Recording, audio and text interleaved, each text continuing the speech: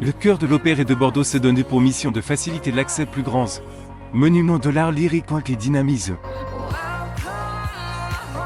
Pour ce faire, on peut compter sur la présence du comédien Loïc Richard. L'année dernière, celui-ci nous avait déjà fait une traduction de Le Traviateur, façon chroniqueur d'actualité. C'est avec la même énergie qu'il racontait l'histoire de Carmen et redoutable beauté andalouse. Pour l'anecdote, Georges Visitot et Scandalo transforme cette nouvelle de Prost Mérimée en opéra 1875, 30 ans après son écriture. Carmen et Carmencite, c'est cette bohémienne à l'esprit très libre, celle qui chante que l'amour est comme un oiseau rebelle.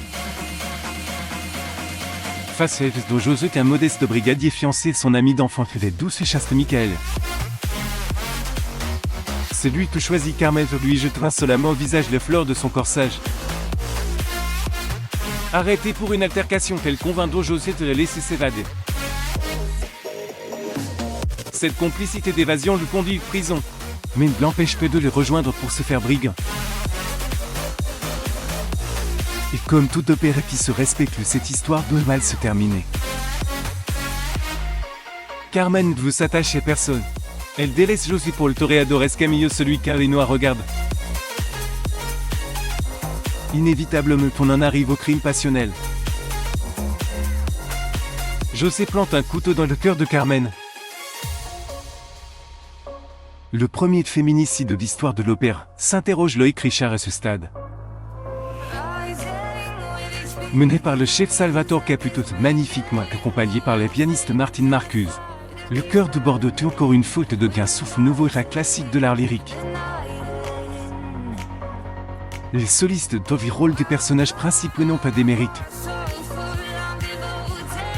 Jacques Chavouille dans le rôle titre fait la four éblouissante et son doute Olivier Becretau. Impérial Bonjeuse le David Ortega Pompeux Escamillo. Maël Vivares toute délicatesse dans les peaux de Michael tous autant qu'ils sont. Les artistes au livre d'une prestation impeccable. Une fois de plus, ils ont vu qu'ils sont toujours les bienvenus à Gênes. Longue applaudi par le public.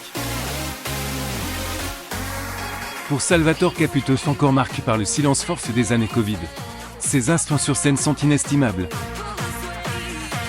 Ces concerts sont la raison d'être des artistes.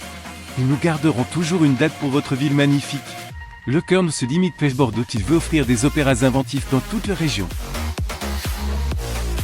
On a déjà hâte de découvrir leur prochain spectacle avec les interventions de Loïc Richard.